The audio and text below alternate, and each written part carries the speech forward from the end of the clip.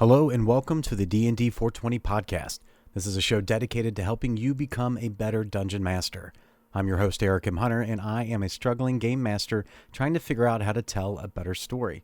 Joining me shortly is Jimmy Shields. He is the creator of D&D 420 and an avid D&D fan with over 30 years of experience. In this episode, we dive back into my more fleshed out town that Jim decided just wasn't good enough, and honestly, he was right. And I kind of came to an epiphany from what Jim was saying throughout this episode about how this is just a town. This is not your world. So how many sessions are really going to take place here? Which just instills even more thought into what am I really trying to create. Last we left off to the glorious that was me creating this wonderful world to play D&D in. I was told by this gentleman here who's got 30 plus years of experience playing Dungeons and Dragons that I didn't do enough work. Mm-hmm. So I had to go back and do more work. No, hey man, you did a great job. You did a great job. Yeah. But we wanted a little bit more because I really wanted to flesh it out for two reasons. One, because I know you. And I know that if I poke and prod you, you're going to give me great stuff. And two, because we could stop right here. All you have to do now is really throw in some shops, create that tavern or inn. I think you've already done that though, haven't you? So I went back and I started doing things like, because you had mentioned okay, we need to flesh this more out. Like there needs to be a bar or something that's equivalent to a bar where people go and they congregate and they have a chance to relax and that kind of thing. It's and you need more characters because you need X, Y, Z and blah, blah, blah. I was like, all right. The landing. All that makes sense. Is that the landing? So, hold on. I'm jumping ahead. Well, I'm happy. I read your stuff, man. I like it. We're doing some gun jumping. And I remembered something that we had talked about way back, I think in season 1, where everything needs to have a reason. There needs to be a point for something. And we were talking about the five senses. So it's this looks great, but what does it sound like? What does it feel like when the wind hits you? Does it smell a certain way for whatever reason? So that kind of came back to me. I was like, okay, well, if I'm going to build these things that just can't just be a tavern because it's a tavern, it needs to have a story. There needs to be a reason why this is here. So one of those things goes back to the flora and fauna. And let me pull my notes up one more time, because apparently I clicked off something else. So I made it so that the walkway up to this town or the city or whatever you want to call it is going to be fairly desert for the most part. Just not like sand, but just coarse ground, cracked earth, mud. So it's surrounded by broken lands, bad lands, desert lands, all that. Right. Okay. And to build more emphasis on the machine that I've basically created this whole town around, the closer you get to the town, the closer you get to the cave where the machine is sitting, it becomes more and more vibrant with grass and vines and animals and slugs and insects and that kind of thing to show that there's true energy coming from this machine in case if it hasn't been knocked over your head already. Okay. So I thought, so that builds even more importance to the machine. And because of that, I was thinking, all right, well, if all of this wildlife is only by this cave and a couple of, say 50 to 75 feet away from the mouth of the cave, there's not going to be a whole lot of animals there because the predators would kill the prey and that kind of thing. So I was like, okay, well, if these original founders were going to settle in this area, they would have had to bring animals with them. So that would mean that cultivating that kind of nature is difficult, which would pop up farmhands and experts and feed stores and that kind of thing. Absolutely. And again, and a place to grow the feed, in. Because if there's only a very small area to grow, how many people can this actually sustain? And are there other things around? So, I mean, this is D&D, so I'm guessing that there are monsters. This actually gives me a very, to reference pop culture, a very Mad Max feel. That Oh, okay. you're in the middle of this desert, surviving off of the technology, like broken leftover technology, and that, well, we're going to play D&D. We're not just going to be here arguing about the machine. There's going to be probably monsters and things like that. So I do get a very distinctly like dystopian, broken future kind of after Renaissance broken future type thing. So that's really cool, you know, because I've played in a game of yours like that, and it was really awesome. So I'm really excited to see where this Oh, continues that's right, you for did. D&D. Yeah. Yeah, I forgot about that. That was Yeah. a fun game. It was fun, yeah. Yeah, once you guys figured it out, you're like, you kept hitting it. It was pretty funny. What was I gonna say? So anyway, so I thought like, okay, so that builds more emphasis on the machine and why, you know. And then I was thinking, okay, well, if that's the case, then the more wealthier of the town, or the more prosperous, or the more ones that are held in kind of like high glory would be closer to the mouth of that cave, and then the ghettos would kind of be built outwards, if that makes sense. Sure. That does make sense. That's exactly the way it should work. Yeah. So, okay, keep going, yeah. Okay, You've got so more. that was the flora and fauna, and then we needed a place to congregate. And I was thinking, okay, we could always do a bar. There's always a tavern. There's always somewhere you could go. And I was like, I know I could do something different with this. So I came up with the idea that I called the Landing. And this is just the notes that I wrote to you. It says, this is a long building that is located close to the opening of the mountain to where the machine is. So that there shows that it has significant importance to this town. And I got the thing, I was like, okay, well, the importance may have changed to what it is now from something previously. So that's just something else you can discover down the road if we ever get that far. It's the warmest here and has the most foliage for farming. The building has many long tables and chairs. It's not exactly ran by anyone in particular. Everyone seems to help out with cleaning and cooking and general maintenance, and it's not really owned by one group or faction. The Landing is mostly frequentedly by the poorest and the most needy of the townspeople, but is sometimes hit by bandits believed to be friends of the new founders, which from previous episode I created these two factions, basically a good and evil, a dark side and a light side. So I thought that this area, building this kind of building, or whatever you want to call it, gathering area, is so neutral that to the point of like nobody owns it. It's all ran by the community and nobody really complains. Just like the jobs just get done. And then the reason I thought of that was because that would eliminate a lot of issues for players, for like when they come to this town and they're like, well, we don't know where we side of what's going on. Like, we just want to go to a neutral area, and this is an extremely neutral place to hang out, to gather information, to kind of see the culture of the town, to kind of get to know notable names and people that live here and that kind of thing. Because I feel like in previous games that we've played, where it's just like, oh, well, you go to such and such citadel. It's like, all right, well, let's head to the bar. Like, all right, well, just so you know, this bar is owned by the king, and the king doesn't like you. So it like you immediately are like, all right, we're at confrontation. Like the bartender's being an asshole with giving us drinks, or nobody wants to talk to us. Like, I feel as a player, I feel like a lot of the time we're kind of just like. At that point in the game, as a player, I feel like, all right, we made a mistake. We're not supposed to be here. Where should we be going then? Because obviously he wants us to continue, but we're getting nowhere here. But of course we went to the bar because there's always a bar. Does that make sense? There's always several. And, you know, the thing that struck me about the Landing, I think that's what pushed this into the Mad Max realm. Because you've got good and evil in this small town. Because it's truly a small town, right? Yeah, I mean, for all intents and purposes. It's got to be, because there's very little foliage, there's very few animals, they have to survive.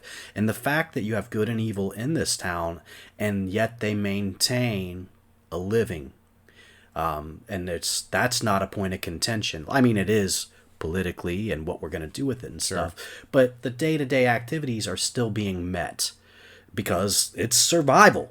We must have food, we must have water, so the upkeep and maintenance, whatever goes on here that's producing food, is kind of the neutral portion. So, yeah, you've got these large factions that are good and evil. I really like that. That really gave it that dystopian feel. Like, in spite of that, we're still surviving.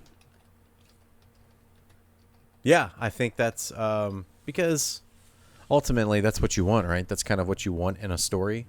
That's what you want in this one, so yeah. Sure. Yeah. Okay. Yeah.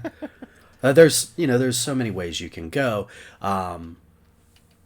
So yeah, I really liked that. I really liked it a lot, and I'm really interested to see where we're gonna go from here.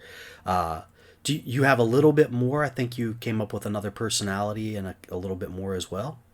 Oh yeah. So the other thing that you had mentioned was kind of filling out some of the other characters, like who's the protagonists, like right hand man, who's the general to the colonel or whatever you want to say. So I thought I could. So I created a character called Armin Bradshaw. He's the lieutenant of Arth Rapid Peak, who is he's the for you know he's the bad guy, I guess you could say. He's the one of the new founders. He's the big baddie, yeah. Yeah. So he is his lieutenant, so his second. And I made him the complete 100% version of Arth. So if you thought Arth was bad and brash and unwavering, Armin is 10 times that. Like he thinks that they're not doing enough to strike fear into their enemies. Like he wants to create an empire. He wants world domination. He wants nothing unturned. And he wants to just kill all those who oppose them and create this military state. Again, all based with the backing of this machine behind him. So yeah, that's cool too, because you've got, Rapid Peak is the more level-headed, therefore he's truly the leader, and then you've got your Starscream. Okay, yeah, Transformers reference, but he's a zealot, and he's really has a lot of fervor. So that's a great trope. It's really perfect. So you've got a lot of great stuff here. The town is really starting to feel alive already. There's very few things now I have to question about this town, and we could play.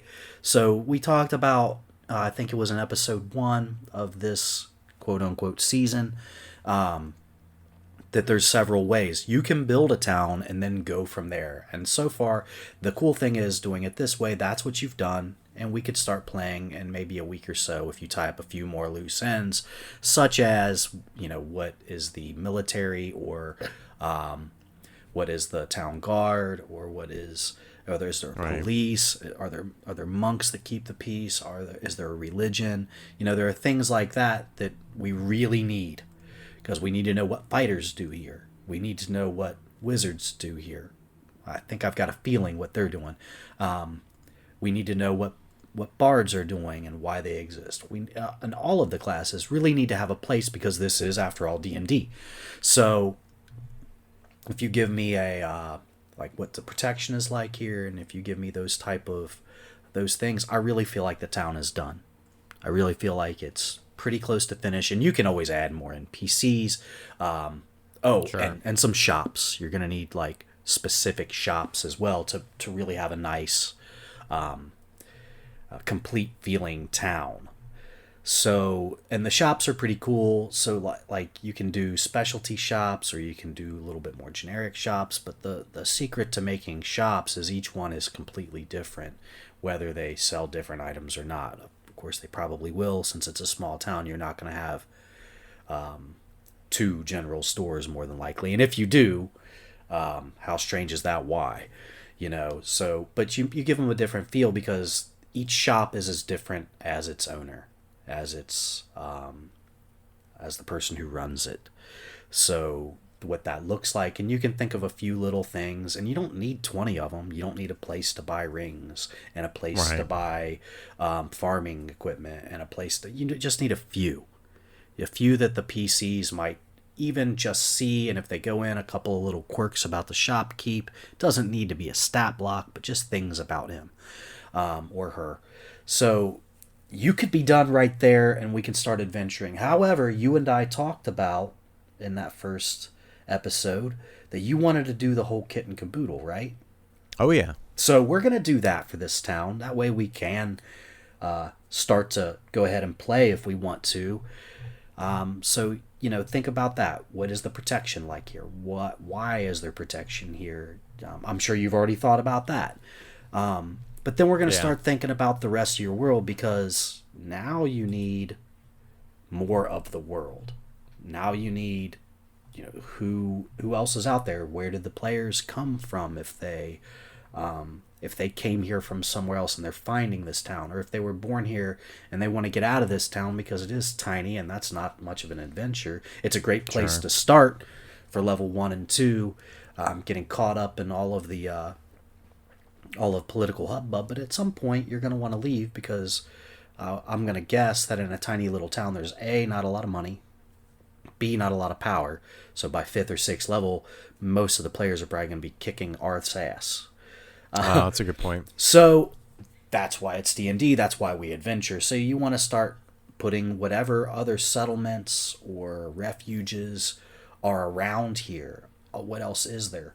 And for that, what I would do is, you don't have to do as much as you've done here, because you don't know which way they're going to go. If you put 10 points of interest and then you spend as much time going through and doing everything that you've done the 3 weeks that you've spent on this, for each of those, and then they only go to 2 of them, and then the campaign ends.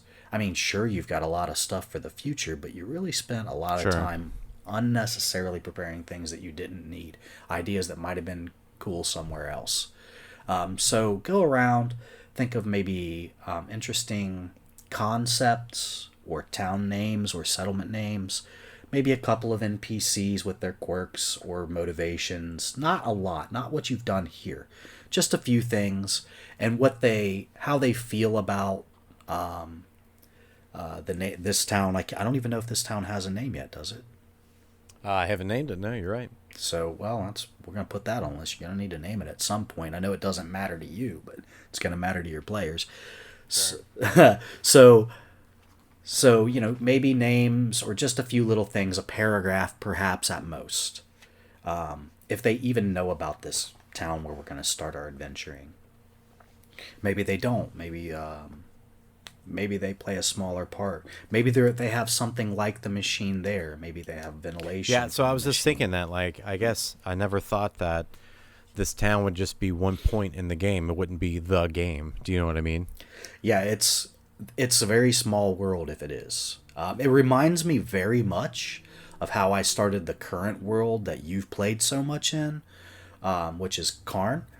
And Right. I started in a small little town when I was 17 years old, which was a very long time ago, and it was called Commonplace, except for it was far less interesting than this town. And it was meant to feel very common. It was meant to be the kind of place where the players want to break out of their chains and want to go adventuring. And so I put a large metropolis nearby called Serengeth that later on became an enormous hub, because the players liked it so much, for the rest of the world. And so I really feel like that's what you've got here. I think you've got a wonderful commonplace, a wonderful place to call home, and you can do some adventuring here. But the size of it, it's a great starting point. But 10th level, the players will have completely run this place. Right. And so that's not a world, that's a town. So think about things that might be nearby. Some things that I thought of just creatively poking at you is, this machine isn't so small that this is it. Maybe a big portion of it's underground. Maybe there are other machines like this. Maybe there are pieces of the machine elsewhere that it's been pulled apart in many different directions, and that's what makes these other places tick. There's lots of ways you can go with this that are super cool and really creative and fun. But you'll need a few of those things. Plus, you'll probably need to know something about what else is out there, because by 15th level, if we're not 500 miles from here, or if we're not at a dragon's lair, or if we're not being punished by the gods, then it's not an incredibly exciting game of D&D. We don't want to just spend 100 sessions in this town, because one of my games ends up being somewhere around 100 sessions, and I'll have, I would say, anywhere from 10 to 30 unique locations for something that long. So this one would be, I would think, if this is a hometown, we're going to spend a lot of time in the very beginning here. We'll probably be called back for some reasons. And we may end the game here, or we may have like, this is the place where we come back and retire.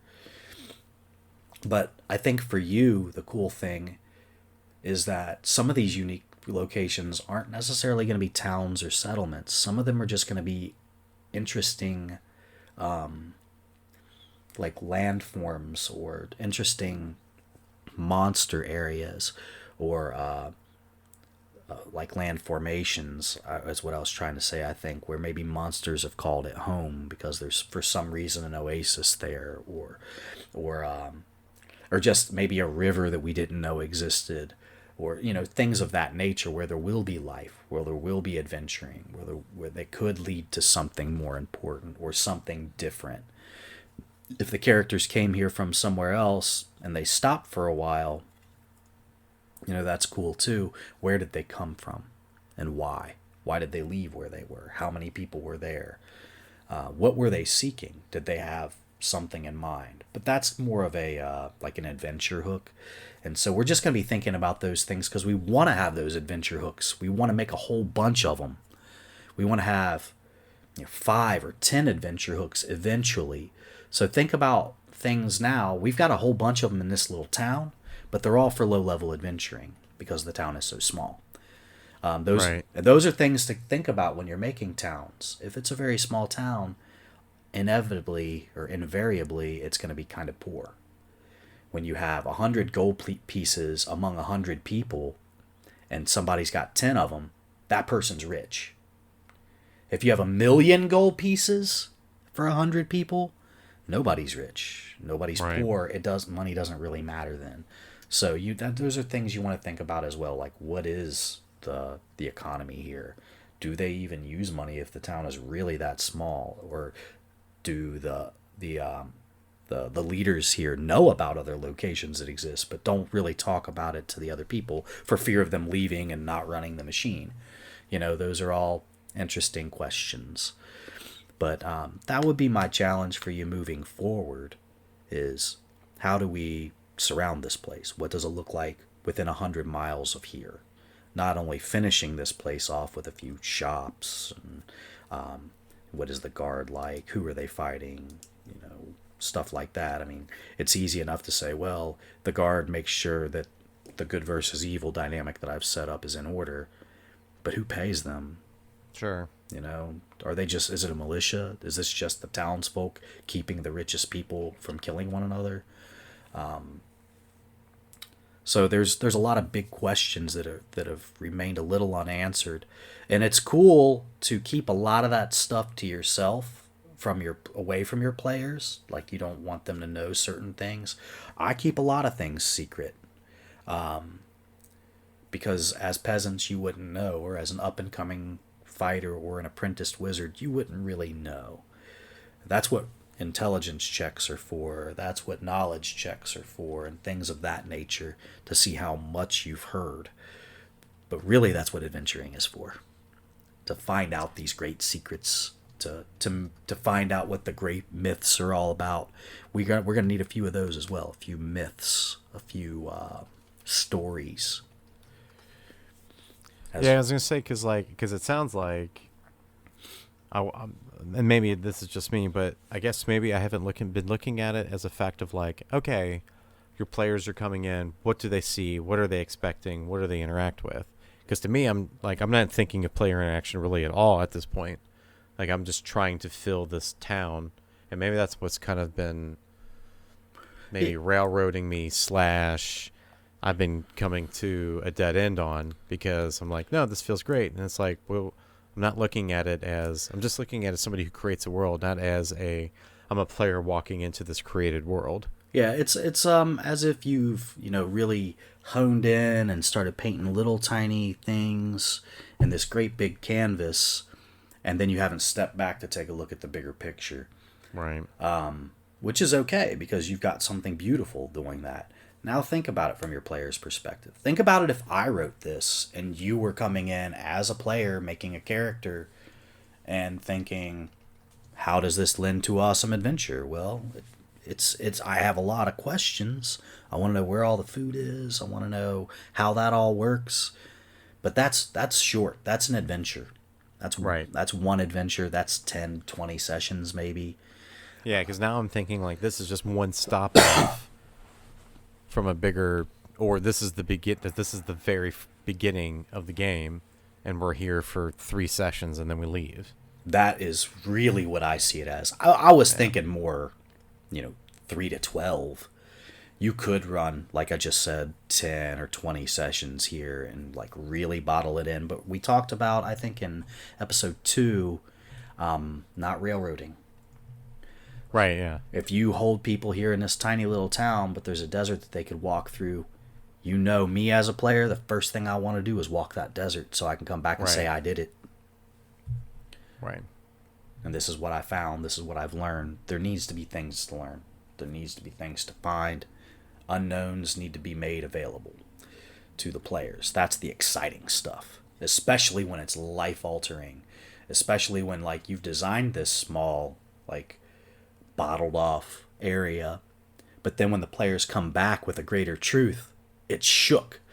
So you can prepare for that. That's the beauty of designing it ahead of time, is now you can prepare for that and have ideas of what you want that post information change to be, or how you want that to look. This might be the type of thing, and I did this when I was really young with Commonplace and Serengeth. I knew what I wanted the world to look like after the adventure.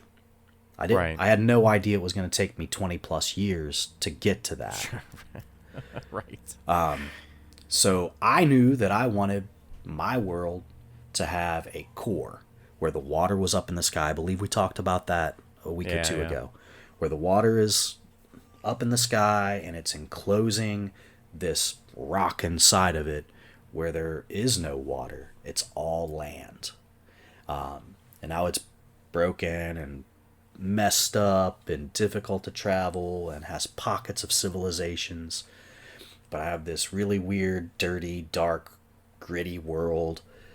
But I also wanted to have land outside of that, where my world looked normal just from the outside looking in, where on top of that water there are these islands, large islands, almost continental islands, and it looks very much like Earth. But if you dove down to the bottom of the sea, you would hit air and fall through.